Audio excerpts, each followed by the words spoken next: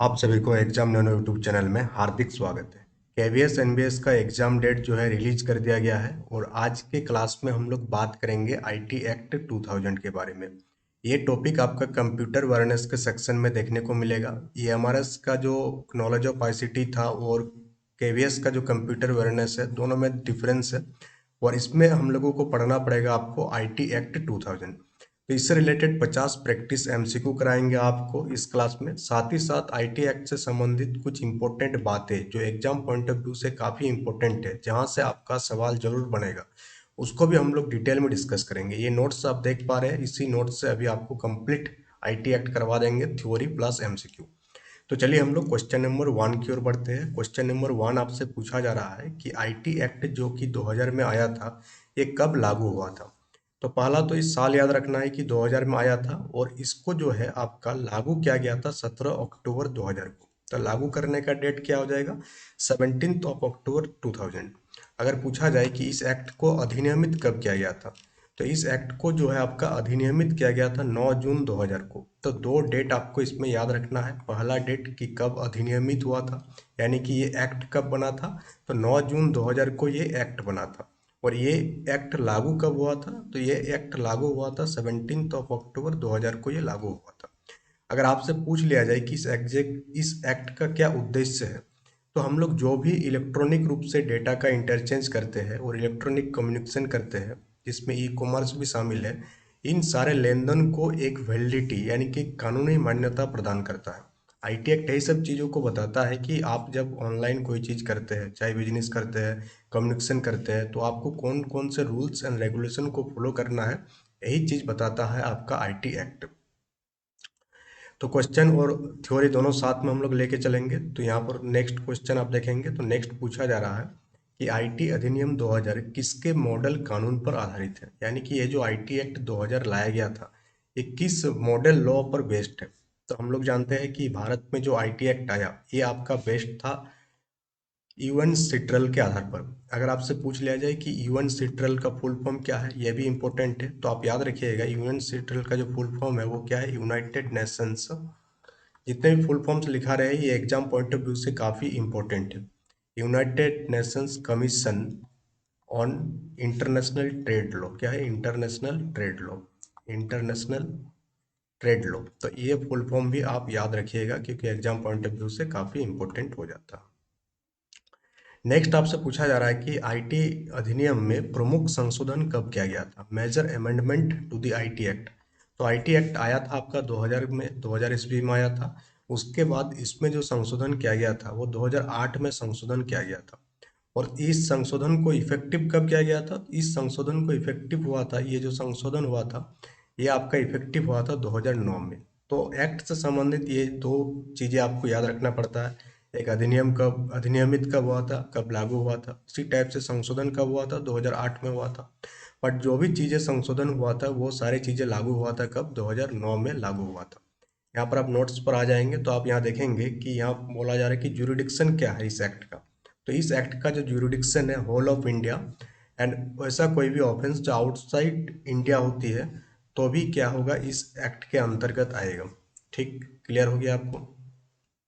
और साथ ही ये 2008 में क्या हुआ था, अमेंड किया गया था और इफेक्टिव हुआ था 2009 में। अब इस एक्ट से संबंधित कुछ की डिफिनेशंस है, जिसे हम लोग सेक्शन 2 नाम देते हैं, जिसमें है आपका डिजिटल सिग्नेचर, फिर है आपका साइबर सिक्योरिटी। दोनों को हम लोग देखेंगे। पहले हम लोग क्वेश्चंस देखते हैं। क्वेश्चन नंबर 4 यहाँ पूछा जा रहा है कि आईटी अधिनियम 2000 का विस्तार कहाँ तक है, यानी ये कहाँ तक लागू होता है। आईटी एक्ट 2000, तो आईटी एक्ट 2000 का जो विस्तार है वो होल ऑफ इंडिया, पूरे भारतवर्ष में लागू है। साथ ही साथ वैसा कोई ऑफेंसेस जो आउटसाइड इंडिया होता है बट इन्वॉल्व है इंडियन कंप्यूटर्स, तो भी क्या है, ये आईटी एक्ट 2000 वहाँ पर भी लागू होगा। तो ऑप्शन नंबर सी यहाँ पर सही उत्तर हो जाएगा। नेक्स्ट पूछा जा रहा है कि आईटी अधिनियम 2000 अनुसूची 1 यानी कि शेड्यूल 1 के तहत कौन सा दस्तावेज जो है आपका शामिल नहीं है। यानी आईटी एक्ट 2000 में जो शेड्यूल 1 है उसमें कौन सा डॉक्यूमेंट जो है आपका शामिल नहीं है।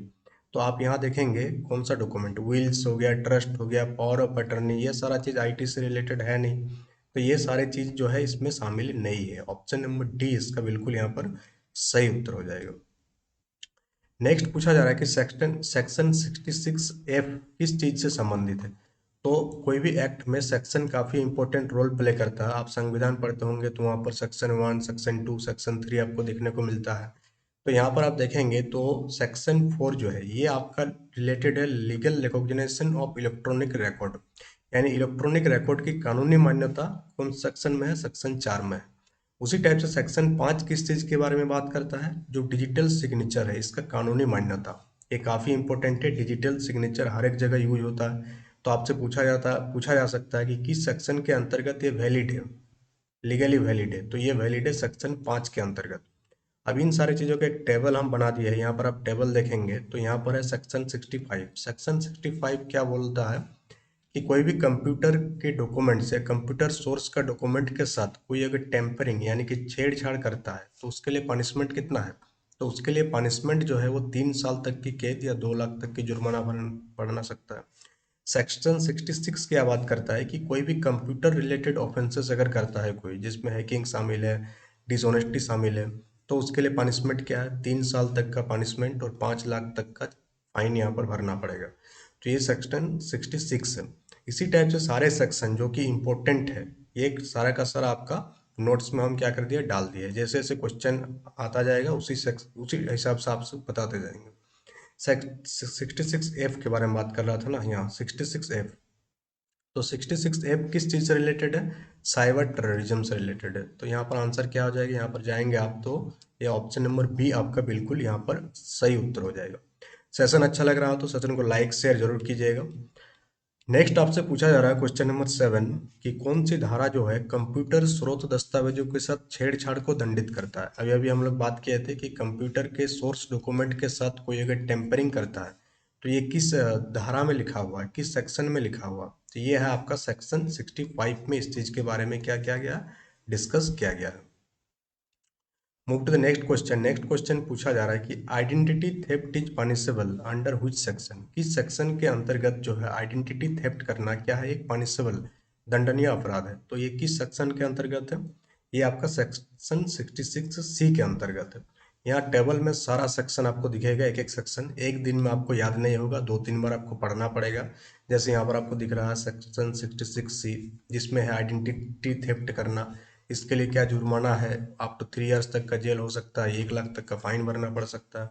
तो ये तभी होगा जब आप इसको बार बार रिवीजन करेंगे। नेक्स्ट पूछा जा रहा है कि कंप्यूटर संसाधन का उपयोग करके चीटिंग बाय पार्सोनेशन यानी प्रतिरूपण द्वारा धोखाधड़ी के लिए किस सेक्शन के अंतर्गत इसके बारे में चर्चा किया गया। तो ये सेक्शन हो जाएगा सेक्शन 66D हो जाएगा। नेक्स्ट यहाँ पूछा जा रहा है कि 66E किसके उल्लंघन के लिए सजा से संबंधित है। तो धारा 66E की अगर हम लोग बात करें तो ये प्राइवेसी से संबंधित है।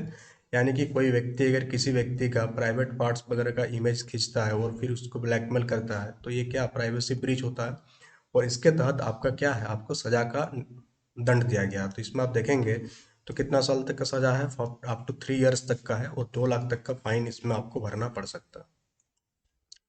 नेक्स्ट आपसे पूछा जा रहा है कि पनिशमेंट फॉर साइबर टेररिज्म जो कि सेक्शन 66F से रिलेटेड है, इसमें सजा पूछा जा रहा है। इस टाइप का एक क्वेश्चन आपको एग्जाम में भी देखने को मिलेगा, क्योंकि ये एक्ट से संबंधित है। तो एक्ट से संबंधित धारा धारा से धारा में जो धारा के अंडर में जो चीजें बताई जाती है वहीं से क्वेश्चन फ्रेम हो सकता है।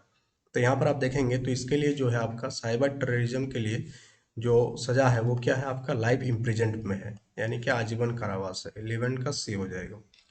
12 का यहाँ पूछा जा रहा है कि श्रेया सिंघल मामले में सुप्रीम कोर्ट ने किस धारा को रद्द कर दिया था। तो श्रेया सिंघल मामले को डिटेल्स में अगर आप पढ़िएगा तो गूगल में सर्च कीजिएगा। तो इसमें जो है इस मामले में कौन सी धारा को रद्द कर दिया गया था, ये याद रखिएगा आप, सेक्शन 66A को रद्द कर दिया गया था। और ये रिलेटेड है ऑफेंसिव मैसेज से।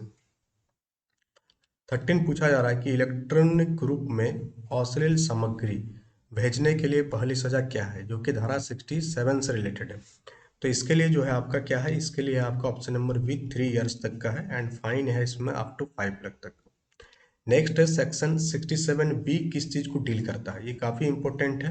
सेक्शन 67B ये डील करता है चाइल्ड पोर्नोग्राफी को लेकर के, ये मोस्ट इंपॉर्टेंट हो जाएगा, इस चीज को याद रखिएगा, सेक्शन 67B। और अगर हम लोग सेक्शन 67B को ओर जाएंगे तो यहाँ आप देखेंगे तो पनिशमेंट जो लिखा हुआ, क्या लिखा हुआ, स्ट्रिक्टर पनिशमेंट, कठोर सजा इसमें जो है दिया जाता है। नेक्स्ट है आपका कि रिसीविंग स्टोलन कंप्यूटर रिसोर्सेज और communication device is punishable under, चोरी का कंप्यूटर या संचार उपकरण प्राप्त करना दंडनीय है। तो ये किस सेक्शन के अंतर्गत है, ये सेक्शन 66B के अंतर्गत है। अब जो नेक्स्ट टॉपिक है इस एक्ट का वो है आपका डिजिटल सिग्नेचर एंड अथॉरिटीज को रिलेटेड। तो electronic record, legal recognition of electronic record, electronic record को कानूनी मान्यता, यानी कोई भी इलेक्ट्रॉनिक रिकॉर्ड अगर है उसको कानूनी मान्यता जो दिया गया है वो किस सेक्शन के अंतर्गत दिया गया ये पूछा जा रहा। तो ये दिया गया था आपका सेक्शन 4 के अंतर्गत। यहाँ पर आप आएंगे डिजिटल सिग्नेचर वाला पार्ट में तो आपको यहाँ पर दिखेगा, just a minute, digital signature वाला चैप्टर यहाँ आप देखेंगे डिजिटल सिग्नेचर सेक्शन 2 में। डिजिटल सिग्नेचर क्या होता है कि इसमें इलेक्ट्रॉनिक मेथड से किसी ग्राहक द्वारा किसी इलेक्ट्रॉनिक रिकॉर्ड का प्रमाणीकरण, जैसे आप सीटेट का सर्टिफिकेट देखेंगे या कोई और चीज़ का देखेंगे तो वहाँ लिखा रहता है डिजिटली साइंड, यानी कि इलेक्ट्रॉनिक मेथड से क्या क्या है, इलेक्ट्रॉनिक रिकॉर्ड को प्रमाणित किया गया। ठीक, डिजिटल सिग्नेचर क्या होता है आपको समझ में आ गया। इसके लिए कौन सा सेक्शन है, सेक्शन 4 है, सेक्शन 4। नेक्स्ट हम लोग मूव करेंगे क्वेश्चन नंबर 17। क्वेश्चन नंबर 17 पूछा जा रहा है कि डिजिटल सिग्नेचर को कानूनी मान्यता दिया गया किस सेक्शन के अंतर्गत। तो डिजिटल सिग्नेचर को कानूनी मान्यता, और यहाँ पूछा जा रहा है कि इलेक्ट्रॉनिक रिकॉर्ड, सॉरी यहाँ इलेक्ट्रॉनिक रिकॉर्ड को मान्यता दिया गया था सेक्शन 4 के अंतर्गत। ठीक है, और इलेक्ट्रॉनिक रिकॉर्ड को, और यहाँ पर है आपका डिजिटल सिग्नेचर को कानूनी मान्यता दिया गया है सेक्शन 5 के अंतर्गत। तो 17 का आंसर आपका ऑप्शन नंबर सी हो जाएगा। नेक्स्ट आपका सीसीसी का फुल फॉर्म क्या होता है कि कंट्रोलर ऑफ सर्टिफाइंग अथॉरिटीज। तो प्रमाणन प्राधिकारियों के नियंत्रक की नियुक्ति कौन करता है। तो इसका जो नियुक्ति किया जाता है ये किया जाता है सेंट्रल गवर्नमेंट के द्वारा। किसके द्वारा, सेंट्रल गवर्नमेंट के द्वारा, केंद्र सरकार के द्वारा कंट्रोलर ऑफ सर्टिफाइंग अथॉरिटीज का अपॉइंटमेंट होता है। नेक्स्ट आपका कि ग्राहक को डिजिटल हस्ताक्षर प्रमाण पत्र, digital signature certificate to subscriber किसके द्वारा दिया जाता है। तो ये प्रोवाइड किया जाता है सर्टिफाइंग अथॉरिटी के द्वारा। तो 19 का आंसर आपका ऑप्शन नंबर बी हो जाएगा। नेक्स्ट है आपका कि डिजिटल हस्ताक्षर प्रणाली में प्राइवेट की किसके पास रखी जाती है। जो डिजिटल सिग्नेचर सिस्टम होती है इसमें एक प्राइवेट की होती है, ये की किसके पास रहता है ये पूछा जा रहा है। तो ये किसके पास रहेगा, ये आपका सब्सक्राइबर यानी कि यूजर के पास रहेगा। 20 का आंसर आपका ऑप्शन नंबर बी हो जाएगा। नेक्स्ट पूछा जा रहा है कि इलेक्ट्रॉनिक रिकॉर्ड का सत्यापन किसके उपयोग करके किया जाता है। Verification of the electronic record is done by using the, electronic record का जो सत्यापन है वो किसके उपयोग के द्वारा किया जाता है। तो वो पब्लिक की के द्वारा, किसके द्वारा, पब्लिक की के द्वारा सत्यापन किया जाता है। ऑप्शन नंबर बी यहाँ बिल्कुल सही उत्तर होगा। नेक्स्ट है कि कौन सी धारा जो है आपका डीएससी प्राप्त करने के लिए गलत बयानी या झूठी जानकारी देने पर जुर्माना लगाता है। तो किस सेक्शन में आपका इस चीज के बारे में बात किया गया है। तो सेक्शन आपका 71 हो जाएगा। ऑप्शन नंबर ए आपका बिल्कुल सही उत्तर होगा। 23 पूछा जा रहा है कि section 72 deals with penalty for, किस चीज के पेनल्टी के रिगार्डिंग बात करता है आपका सेक्शन 72। तो सेक्शन 72 जो है आपका breach of confidentiality and privacy, कहीं पर अगर प्राइवेसी और कॉन्फिडेंशियलिटी का ब्रीच होता है यानी कि उल्लंघन होता है तो उस चीज के बारे में कौन सा धारा बात करता है, सेक्शन 72, और उससे रिलेटेड पेनल्टीज की बात करता है। नेक्स्ट आपका है शक्तियाँ और प्रक्रिया, सेक्शन 4, पावर एंड प्रोसीजर्स। इसमें क्या बात किया जाता है कि राष्ट्रीय सुरक्षा के हित में वेबसाइट या एप्स को ब्लॉक करने की शक्ति किसके अंतर्गत है। अभी हाल ही में हम लोग देखे थे कि सेंट्रल गवर्नमेंट के द्वारा चाइना के बहुत सारे ऐप को बैन कर दिया गया था। तो कोई ना कोई धारा होगा ना, तो किस सेक्शन के तहत इसको बैन किया गया था ये पूछा जा रहा। और ये आपका मोस्ट इंपॉर्टेंट हो जाएगा क्योंकि ये करंट अफेयर से भी जुड़ा हुआ और रिसेंटली इस टाइप के घटना घटित हो चुका है। तो ये जो है आपका पावर दिया गया है सेक्शन 69A के तहत। तो अगर हम लोग सेक्शन 69A को बढ़िया से यहाँ पर आपको बताएं तो यहाँ पर आप को देखने को मिलेगा 69A, यहाँ पर है आपका 69A क्या बात करता है कि किसी भी जानकारी की सार्वजनिक पहुंच को ब्लॉक करने की निर्देश जारी करने की शक्ति। जैसे हाल ही में क्या हुआ था, चाइनीज ऐप को बैन किया गया था। साथ ही साथ धारा 69 क्या बात करता है कि किसी भी कंप्यूटर संसाधन के माध्यम से किसी भी जानकारी को रोकने, निगरानी करने या डिक्रिप्ट करने के लिए निर्देश जारी करने की शक्ति किसके पास है, सरकार के पास है। तो 69A और 69 आपको समझ में आ गया, दोनों ही रिलेटेड है पावर से। किससे? पावर। नेक्स्ट है कि जानकारी को रोकने, निगरानी करने और डिक्रिप्ट करने की शक्ति किसके अंतर्गत आती है? तो अभी अभी हम लोग डिस्कस किए, सेक्शन 69 के अंतर्गत आता है। नेक्स्ट है आपका कि आईटी अधिनियम धारा 78 के तहत कौन सा पुलिस रैंक का अधिकारी अपराधों की जांच कर सकता है? तो आईटी रिलेटेड जो भी ऑफेंस होता है उसके जांच के लिए किस लेवल तक का ऑफिसर होना चाहिए? तो इसके लिए कौन सा होना चाहिए? कम से कम इंस्पेक्टर लेवल का होना चाहिए। ठीक है। नेक्स्ट है आपका कि सर्ट इन का फुल फॉर्म क्या है? काफी इंपॉर्टेंट है। तो सर्ट इन का जो फुल फॉर्म हो जाएगा वो क्या हो जाएगा? Computer emergency response team. और I for in for India. CERT का फुल फॉर्म याद रखिएगा, computer emergency response team.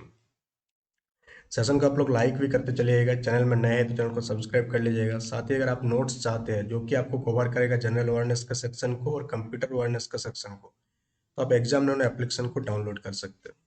Next पूछा जा रहा है कि प्रोटेक्टेड सिस्टम लाइक न्यूक्लियर या banking network is declared under.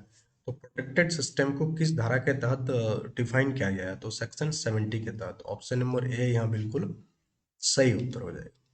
Next पूछा जा रहा है कि सेक्शन 43A किसके द्वारा डेटा की सुरक्षा में विफलता के लिए मुआवजा से संबंधित है? यानी compensation for failure to protect data. यानी कि मान लेते हैं कि कोई ऐप है और वो आपके डाटा को प्रोटेक्ट नहीं कर पाया, यानी कि वो क्या डाटा प्रोटेक्शन में क्या हुआ? फेल हुआ, तो उसके लिए यूजर को क्या मिलेगा? कंपनसेशन मिलेगा। किस धारा के तहत? सेक्शन 43A के तहत।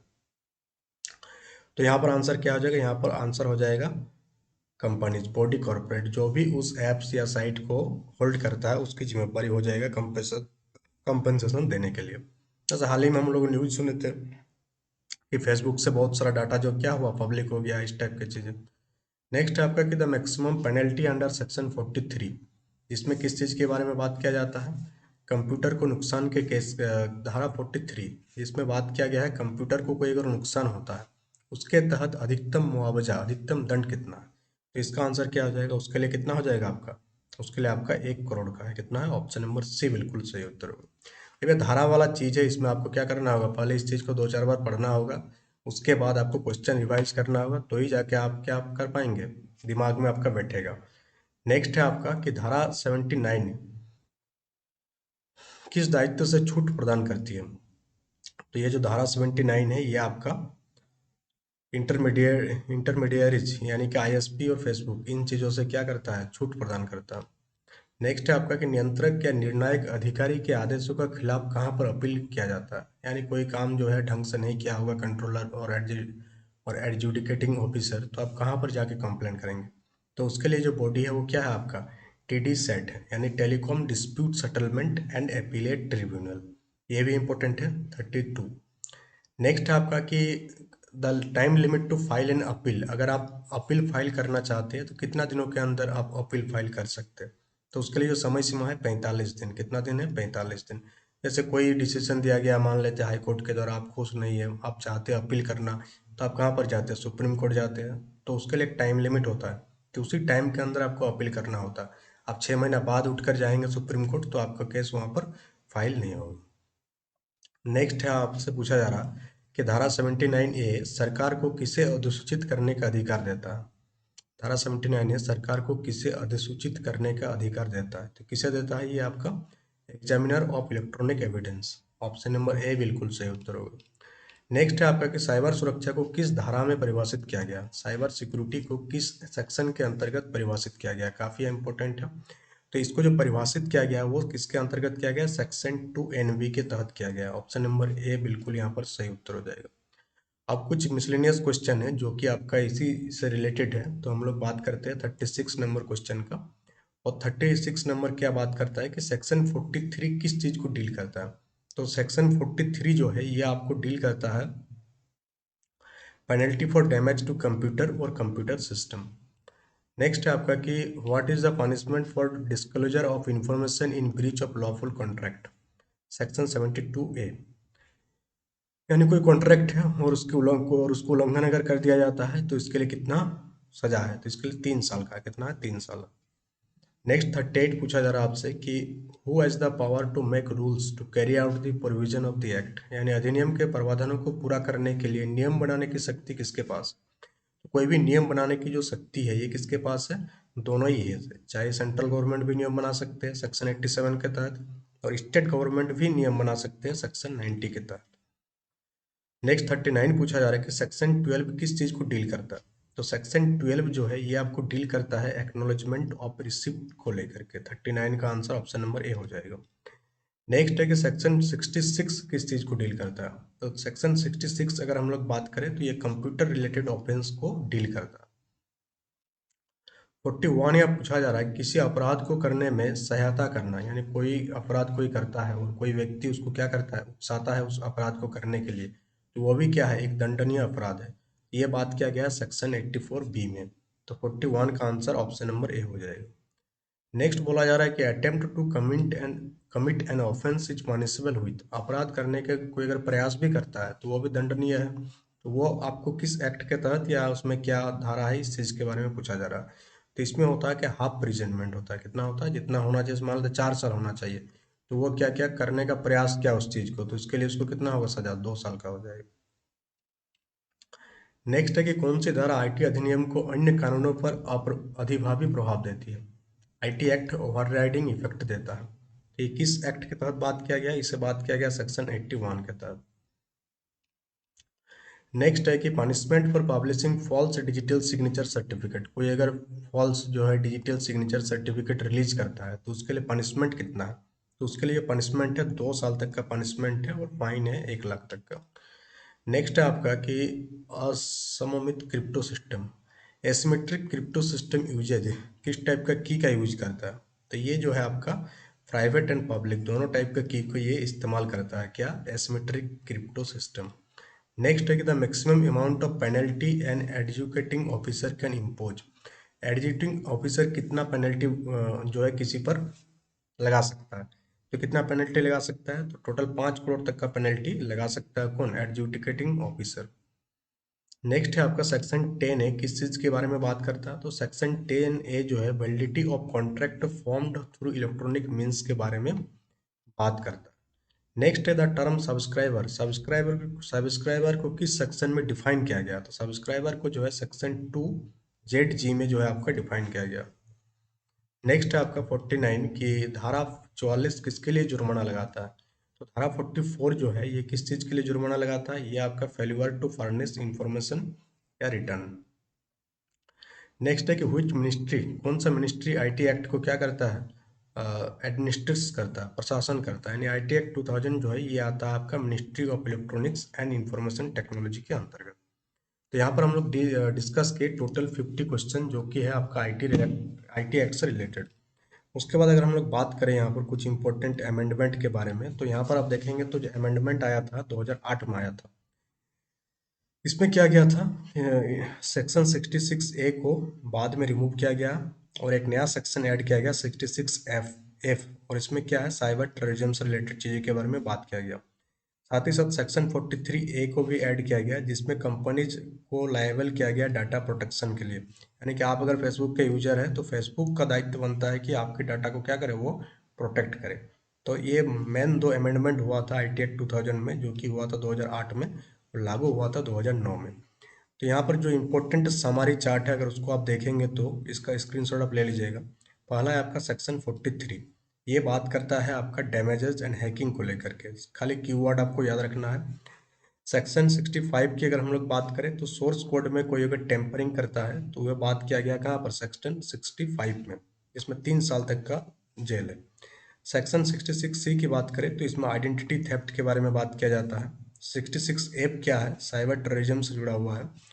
67 क्या है, ऑब्ससेनिटी से रिलेटेड है। और 69A जो है वेबसाइट ब्लॉकिंग से। तो ये काफ़ी इंपॉर्टेंट पार्ट था आपका, जहाँ से आपका एग्जाम में क्वेश्चन देखने को मिलेगा, 1 या 2 क्वेश्चन तो देखने को जरूर मिलेगा आपको। तो इस सेक्शन को थोड़ा बढ़िया से करके जाइएगा, 1-2 बार और रिवीजन कर लीजिएगा तो आपको और जो है इसमें कमांड बन जाएगा। क्योंकि बहुत बड़ा नहीं है, 3-4 पेज का आई थिंक है ये पहला पेज में तो कुछ है ही नहीं। पहला पेज में सिंपल था कि कब अधिनियमित किया गया, कब लागू किया गया, इसका ऑब्जेक्टिव क्या है, जुरिडिक्शन कहाँ तक है। तो इंडिया, पूरा इंडिया, ऑल ओवर इंडिया तो जुरिडिक्शन है ही, साथ ही साथ बाहर में भी है। अगर क्या है, नेटवर्क जो है, नेटवर्क इंडिया में अगर नेटवर्क लोकेटेड है तो फिर कुछ की डेफिनेशन है कि डिजिटल सिग्नेचर का क्या डेफिनेशन होता है, साइबर सिक्योरिटी का क्या डेफिनेशन होता है। तो इन सारे चीज़ों का डेफिनेशन को बढ़िया से देख के जाइएगा। फिर सेक्शन 4 जो है इसमें इलेक्ट्रॉनिक रिकॉर्ड का लीगल रिकॉग्निशन के बारे में बात किया गया है। सेक्शन 5 जो है डिजिटल सिग्नेचर का कानूनी मान्यता के बारे में बात करता है। तो सेक्शन 4 और सेक्शन 5 दोनों आपको देख के जाना है। फिर अगर हम लोग सेक्शन 43 की बात करें तो इसमें पेनल्टी है किस चीज़ को रिलेटेड। अगर कंप्यूटर को कोई डैमेज करता है, कंप्यूटर सिस्टम को कोई डैमेज करता है या हैकिंग करता है बिना परमिशन का, तो क्या है इसमें सेक्शन 43 के बारे में बात करता है।